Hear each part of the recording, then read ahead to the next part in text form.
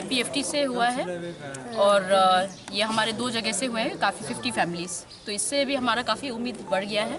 सभी को अभी देखने में आपको पता चल रहा है कि लोगों को बिल्कुल डेस्परेशन हो गया है अभी रूलिंग गवर्नमेंट के लिए। तो इसीलिए सब जोर से हमारे यहाँ पे कांग्रेस में ज्वाइन कर रहे हैं। आज कितने परिवार